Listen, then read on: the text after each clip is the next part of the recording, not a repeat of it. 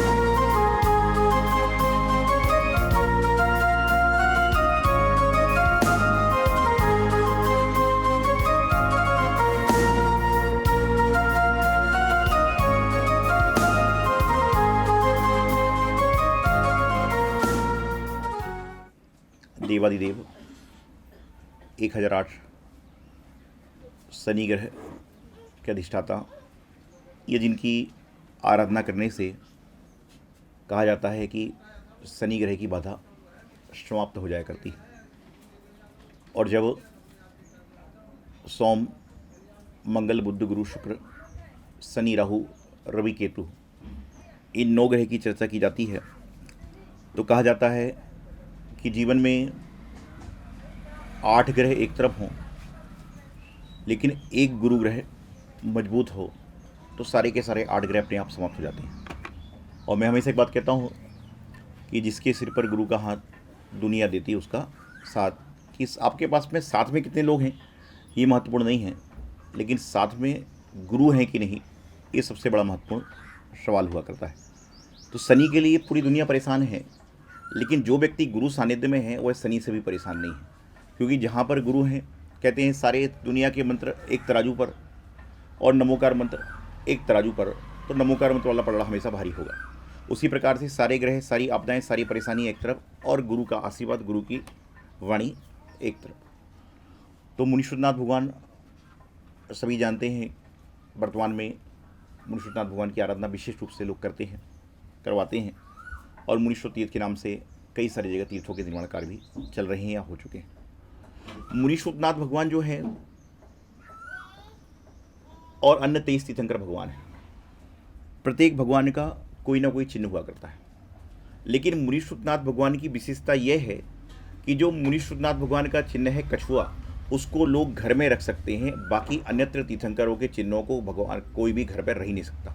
शेर को कोई घर में नहीं रख सकता, सांप को कोई घर में रख नहीं सकता, अन्य सारे जानवरों को कोई घर में नहीं रख सकता, लेकिन कछुए को लोग संभाल कर रखते हैं। और ऐसा भी कहा जाता है कि जिसके घर में कछुआ होता है उस घर को भाग्यशाली माना जाता है। अरेनाथ भगवान का चिन्ह मछली का होता है, लेकिन मछली को यदि आप रखते हो तो मछली को आप कैद करते हो, अच्छा नहीं माना जाता।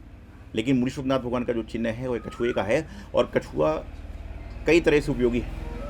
कहते हैं कछुआ काफ़ी लंबे समय को लेकर चलता है और कई सारी चीज़ें होती हैं, और कछुए खरगोश की दौड़ को सभी जानते हैं कि कछुआ धीरे धीरे चला लेकिन अपनी मंजिल पर पहुंच गया। जीवन में भगवान का आशीर्वाद प्रत्येक व्यक्ति को लगातार मिल रहा है। जिस तरह से बरसात गिरती है वह सभी के लिए बराबर गिरती है, गुरु का हाथ उठता है वह सभी के लिए बराबर उठता है, भगवान की दिव्य देशना जो खिलती है वो सभी के लिए खिलती है। अंतर सा इतना है कि कोई व्यक्ति बरसात में बाल्टी भरता है, कोई लोटा भरता है, कोई जग भरता है, और कोई अपने बर्तन को उल्टा रखता है तो बरसात का पानी उससे छूकर चला जाया करता है। उसी प्रकार से प्रभु का, गुरु का, शास्त्र का भी सिद्धांत यही हुआ करता है कि जैसे जैसे मिलते हैं वैसे काम संपन्न हो जाते हैं। अभी माता जी ने आपको बताया कि लगभग 16 अप्रैल 2017 को बेला जी से पटेरा के लिए बिहार हुआ था। जब उस समय बेला जी से बिहार हुआ था, फिर आचार्य श्री के दर्शन पटेरा में दोबारा हुए थे पंचनाथ के बाद। उसके बाद लगभग 6 वर्षों के बाद आचार्य श्री के हमें दर्शन प्राप्त हो रहे हैं। जीवन में गुरु का महत्व क्या है, गुरु हमारे जीवन में क्या होते हैं, गुरु के माध्यम से हम क्या क्या कर सकते हैं, ये हर शिष्य जानता है, हर भक्त जानता है, और हम स्वयं जानते हैं। एक बार एक डॉक्टर जो काफ़ी प्रसिद्ध था और कहते थे कि यदि इसके पास में कोई ऑपरेशन कराया जाता है तो वह मौत के मुंह से भी डॉक्टर मरीज को खींच लाता है। उस डॉक्टर की विशेषता यह थी कि जब भी कोई मरीज वहाँ पर जाता तो डॉक्टर उसको एक कागज़ देता और कागज़ पे कहता कि आप इस पर लिख कर दो कि यदि तुम इसके बाद बच गए तो क्या क्या काम करोगे।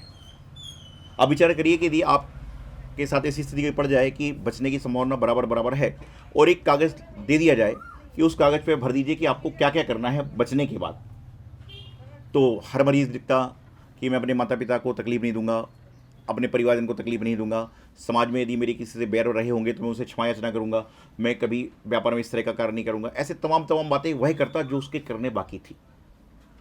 और यदि जब मरीज स्वस्थ हो जाता, डॉक्टर उसको पर्चा देता कि तुमने जो अपने पर्चे में भरा था तुम उसको जाकर खुशहाल ज़िंदगी जीने का प्रयास करो। तो डॉक्टर से एक संत ने पूछा कि भाई डॉक्टर साहब, तुम्हारे पास इतने सारे लोग आते हैं और जो तुम्हारे पास इलाज के बाद जाता है खुशी खुशी नेक काम कैसे करता है। तो डॉक्टर ने कहा, संत जी बात ऐसी है, आप तो स्वयं संत हो, हम तो 1-2 मरीज को ठीक करते हैं, आप संत बन के हजारों लाखों मरीजों को ठीक करते हो। लेकिन बोले जब भी मैं पर्चा भरवाता हूँ तो मैं देखता हूँ सैकड़ों बातें पर्चे में लिखी रहती हैं। कोई कहता है मैंने अपने बच्चे को डांटा होगा, कोई कहता है मैंने अपने पिता को तकलीफ दी होगी, मैंने उसको ऐसा बोला, मैं उससे पहले क्षमा करूँगा, ये करूँगा, वो करूँगा, तमाम करूँगा। लेकिन आज तक मुझे किसी भी व्यक्ति ने पर्चे में यह भर के नहीं दिया कि यदि मैं बच गया तो मैं उससे बदला लूँगा। क्योंकि अंत समय में आदमी को बदला लेने की याद नहीं आती, बल्कि अपने जीवन में बदलाव लाने की याद आती है कि मुझे बदला नहीं लेना है, बल्कि अपने जीवन में बदलाव करने का प्रयास करना है। तो अंत समय में जो आपके विचार होते हैं उसको प्रैक्टिकली में जीने का प्रयास करो ना। जो आप सोचते हो कि मुझे यदि अंत के बाद में भी 2 साल का जीवन मिल गया तो मैं अपने आसपास के लोगों को खुशी रखूंगा, आसपास के लोगों से अच्छे से व्यवहार करूंगा, आसपास के लोगों से इस तरह करूंगा, तो जो आप मरने के बाद करने वाले हो वो मरने के पहले करो। तो आप शरीर से मर जाओगे, देह से मर जाओगे, लेकिन आपकी आत्मा जो है हमेशा हमेशा के लिए लोगों के दिल में विद्वान रहेगी, लोगों के दिल में चिरस्थायी आप हो जाओगे कि यह व्यक्ति जीता था, जब भी अच्छा कार्य करके गया, और जब चला गया तो काश कुछ समय और रहता तो हमारे जीवन में अच्छा ही आता। मैं हमेशा एक बात कहता हूँ कि लोग आपको याद उस तरह से ना करें। याद तो लोग कई तरीके से करते हैं, एक उसको भी करते हैं जो व्यक्ति गाली कर देता है, और एक उसको भी याद करते हैं जो गीत गाता है। लेकिन ध्यान रखना कि आपको याद लोग करें तो इसलिए करें कि कितना सुंदर आदमी था, कितना अच्छी बात करता था। इस तरह से लोग याद ना करें कि तकलीफ देता था, परेशान करता था। यदि ये आप जीवन में काम कर लोगे तो निश्चित रूप से आपके जीवन की आधी समस्याएं अपने आप समाप्त हो जाएगी। जीवन में रोज दिवाली आएगी, रोज दशहरा आएगा। पहले के समय में दिवाली आया करती थी, घर में तरह तरह के मिष्ठान बनते थे, पकवान बनते थे, और दिवाली का त्यौहार 4-5 दिन पहले मनाया जाने लगता था। आज के समय में रोज़ दिवाली है कि रोज़ मिठाई घर में आ रही है, रोज़ वस्त्र नए पहने जा रहे हैं, तो रोज़ दिवाली का अनुभव हो गया। लेकिन एक चीज़ ऐसी है जो रोज़ किसी व्यक्ति को नहीं मिलती, हम संत बन के हमें नहीं मिल सकती, वह है गुरु दर्शन। गुरु दर्शन प्रत्येक व्यक्ति को कभी भी जीवन में नहीं मिल सकते। साल के 365 दिन आप भगवान के दर्शन कर सकते हो, जिनवाणी का स्वाध्याय कर सकते हो, अभिषेक कर सकते हो, प्रक्षाल कर सकते हो, पूजन कर सकते हो, लेकिन गुरु को हार नहीं सकते, गुरु के दर्शन नहीं कर सकते। और आप तो कदाचित कहीं आजू बाजू कर सकते हो, लेकिन हम जो हैं, हम अपने गुरु के दर्शन करने के लिए हमें 10 दिन नहीं, 100 दिन नहीं, 1000 दिन नहीं, सैकड़ों दिन का इंतजार करना पड़ता है, जब जाकर कहीं हमें हमारे गुरु के दर्शन हो पाते हैं। निश्चित रूप से गुरु दर्शन तो हम करेंगे और उनके दर्शन करके हम उनका आशीर्वाद लेने का प्रयास करेंगे, लेकिन जिस तरह से भगवान का जब अभिषेक करते हैं तो उस समय भगवान का अभिषेक करने वाला पुण्यशाली होता है, लेकिन भगवान का अभिषेक देखने वाला भी पुण्यशाली होता है। उसी प्रकार से गुरु के दर्शन करने के पहले हम शिष्य तो भाग्यशाली हैं, लेकिन आप गुरु महाराज के हम दर्शन कर रहे हैं, उस दृश्य को देखोगे तो आप भी भाग्यशाली से सौभाग्यशाली बन सकते हो, क्योंकि गुरु का दर्शन शिष्य काफ़ी लंबे इंतजार से करते हैं और उसके बाद में पुनश्च अपनी यात्रा के लिए निकल जाया करते हैं। गुरु का महत्व कल मैं बताने का प्रयास करूंगा कि जीवन में कैसा होता है, लेकिन एक बात बताता हूं आपको, छोटी सी कहानी है, कई बार मैं सुना भी चुका हूं कि गुरु की महिमा, गुरु की गरिमा, गुरु की उपमा क्या होती है। एक गुरु अपने शिष्य को तलवारबाजी सिखा रहे थे और उनका शिष्य तलवारबाजी में निपुण हो गया और इतनी अच्छी तलवार चलाता कि जो लोग थे वह सारे के सारे लोग उसकी काफ़ी प्रशंसा करते, लेकिन जब प्रशंसा करते तो कहते यह उनका शिष्य है। तो उसको अहंकार हो गया, उसको अभिमान हो गया, घमंड हो गया कि सारा काम मैं करता हूँ लेकिन लोग गुरु के नाम से ही पहचानते हैं मुझे, अब मैं क्या करूँ जिससे मेरा सेल्फ नाम हो। तो किसी ने उसको सलाह दी कि सेल्फ नाम करने के लिए तरीका सिर्फ एक यही है कि तुम अपने गुरु से तलवारबाजी करो और उनको तलवारबाजी में हरा दो, तो दुनिया तुमको याद करने लग जाएगी। वो बोला ऐसा कैसे हो सकता है, मैं गुरु के सामने क्या कर सकता हूँ। लेकिन जब दुर्बुद्धि चलती है तो दुर्बुद्धि चला करती है तो उसमें सद्बुद्धि खराब हो जाती है और गुरु की बुद्धि से इंसान चलना बंद कर देता है। तो जब बात चलती रही, चीज़ें चलती रहीं, सारी की सारी क्रियाएँ होती रहीं, तो उसके बाद में उन्होंने क्या किया कि गुरु के पास गया और कहा कि मैं आपसे युद्ध करना चाहता हूँ। गुरु ने कहा कि युद्ध क्यों करता है भाई, मैं तुझसे कदाचित जीत भी जाऊंगा तो लोग कहेंगे तुझसे जीता जीता क्या है, ऐसा मत करो। वह कहा कि नहीं नहीं, ऐसा नहीं वैसा नहीं, तमाम बातें तो चलती नहीं। और चलने के बाद में जब वह माना नहीं, और जब कहते हैं ना कि जब आपका बेटा, आपका शिष्य, आपका भक्त मानता नहीं है तो गुरु एक बार, 2 बार, 4 बार समझाएंगे, फिर अपने दूसरों को भी देखें एक चीज़ को क्या करते नहीं बार बार। तो उन्होंने कहा ठीक है, नियत स्थान पर युद्ध का काम किया जाए। तलवारबाजी हुई। गुरु ने अपने घर के बाहर तलवार बनाने वाले को बुलाया और कहा कि 2000 फुट की तलवार बनाओ, 2000 फुट की मैन बनाओ। शिष्य ने कहा अच्छा 2000 फुट की तलवार बना रहा है, मैं 3000 फुट की बनाऊंगा। उन्होंने तलवार वाले को बुलाया कि 3000 फुट की तलवार बनाओ। एक समय के बाद में बीच मैदान में दोनों पहुंचे, शिष्य की 3000 फुट की तलवार, गुरु की 2000 फुट की तलवार। शिष्य ने कहा अब तो तुम जीत ही नहीं सकते हो, हार मान जाओ। गुरु ने कहा बेटे एक मौका और देता हूँ, मैं तुझसे युद्ध नहीं करना चाहता हूँ। बोले क्यों, डर लग गया तलवार देख के, अहंकार आ गया था, घमंड आ गया था।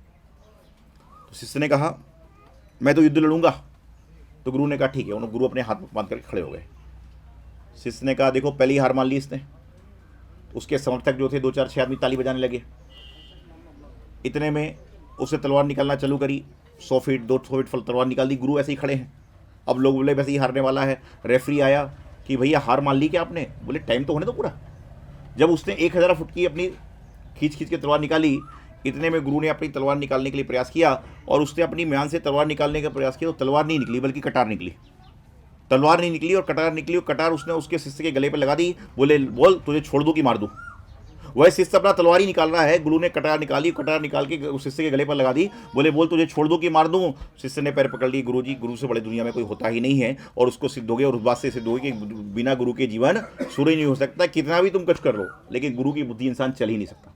इसलिए मैं हमेशा कहता हूँ 100 बुद्धि सुखश्चैवे, 100 बुद्धि सुखश्चैवे पर बुद्धि विनाशकाय। 100 बुद्धि सुखश्चैवे पर बुद्धि विनाशकाय। और गुरु बुद्धि विशेषता कि 100 की बुद्धि सुख को देने वाली होती है, पर की बुद्धि विनाश को देने वाली होती है, और गुरु की जो बुद्धि होती है वो विशेष रूप से आपकी विशेषता को बढ़ाने वाली हुआ करती है। तो अपने जीवन में आज देवादिदेव विख्यात श्री विष्णुनाथ भगवान का मोक्ष कलंक महोत्सव, जन्म कलंक महोत्सव, तप कलंक महोत्सव है और शनि ग्रह की बाधा को दूर करने के लिए प्रयास करते हैं। लेकिन यदि आपके जीवन में गुरु ग्रह मजबूत है तो सोम, गुरु, शुक्र, शनि सब सारे के सारे समाप्त हो जाते हैं। क्योंकि जब अंत समय में डॉक्टर भी जवाब देता है तो ये कहता है भैया जिस गुरु की आराधना करते हो उनसे जाके मंत्र जाप ले लो, भगवान की आराधना करो, तो सारे के सारे संयोग को अपना बनाएं। और आज निश्चित रूप से हमारे लिए बड़ी प्रसन्नता का दिन है कि बस आज इस समय हम यहाँ पर हैं, कल इस समय हम गुरु चरणों में होंगे, उनका आशीर्वाद प्राप्त करने का प्रयास करेंगे। तो आप सभी लोग जो बात मेरी सुन रहे हैं, आप लोग घर बैठे अनुमोदना करें और इस प्रसंग में जुड़ने का आप भी अपने प्रयास कर सकते हैं। जीवन में सब चीज़ें आएंगी, सब चली जाएंगी, लेकिन जो चीज़ साथ में रह जाती है प्रेम, स्नेह और जो हमारा व्यवहार है वही हमारा व्यवहार हमेशा रहता है। आपका व्यवहार आपके आगे के जो वर्तमान है, आपका जो भविष्य है उसको तय करता है। और मैं हमेशा एक बात कहता हूँ, your nature decide your future, कि जो आपका नेचर है वही आपका फ्यूचर डिसाइड करता है। आप लोग एक बार मेरे दर्शन करने आते हो, आप प्रेम से बोलते हो, मुझे लगता है कि इस व्यक्ति को बार बार आना चाहिए। और कोई व्यक्ति संतों को दिक्कत दूर करता है, मैं कहता हूँ भैया ये घर पर है तो ज़्यादा अच्छा है। क्यों? क्योंकि आपका जो व्यवहार है, आपकी जो वाणी है, आपके जो कार्य है, और ये आपके साथ नहीं हमारे साथ भी है। आपके साथ क्या, आप भी संतों के पास जाते हो, हम बोले भाई अच्छे से कहाँ से आए, क्या हुआ, अच्छा है बैठ जाओ, आदमी बोले दोबारा चलो, और आप आए हो बैठने की जगह है, मैं अगर मत बैठना, तो आदमी बोले ऐसे कैसे महाराज, सामने तो नहीं कह सकते लेकिन बाद में तो कहने का प्रयास करते हैं लोग। इसलिए जो है हमारा जो नेचर है वही हमारा फ्यूचर डिसाइड करता है। तो अपने नेचर को अच्छा बनाएं और बाकी सारे, और देखिए जो नेचर की चीज़ें होती हैं वो बहुत अच्छी होती हैं। गर्मी में आप एसी लगा रहे हो, कूलर लगा रहे हो, लेकिन जब ठंडी हवा लगती है तो पेड़ के नीचे हर कोई बैठना पड़ता है, क्योंकि ये नेचुरल। आप मुस्कुराते हो, एक आपकी मुस्कुराहट अपने आप आती है और प्राकृतिक होती है, और एक आप ज़बरदस्ती मुस्कुराने का प्रयास करते हो वह बनावटी होती है। और बनावटी जो होती है वो थोड़ी देर के लिए होती है, लेकिन जो प्राकृतिक होती है वह हमेशा के लिए होती है। और प्रकृति के हिसाब से चलने का प्रयास करो कि जो प्रकृति के साथ चल रहा है वह अपने जीवन में बहुत तरक्की कर रहा है, सारा काम सब कर रहा है। तो अपने नेचर को प्रकृति के हिसाब से बनाएं और गुरु आशीष प्राप्त करने का प्रयास करें। यही मंगल सुभावना। आचार्य गुरुदेव सिद्धांत सागर जी महाराज।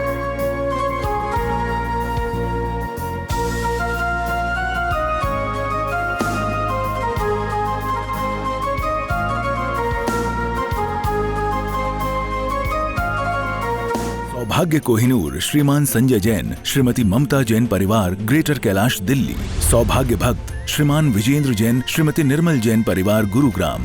सौभाग्य भक्त श्री मनीष गोधा, श्रीमती सपना गोधा, गोधा एस्टेट परिवार, इंदौर। सौभाग्य भक्त श्रीमती कुंती देवी जैन, श्री राजीव जैन, श्रीमती मीनाक्षी जैन, कावेरी जैन, उदय जैन, सिविल लाइंस परिवार, दिल्ली। सौभाग्य भक्त Shri Amit Jain, CA, Shrimati Anshul Jain, Anshika Jain, Anuttar Jain, green park परिवार, दिल्ली।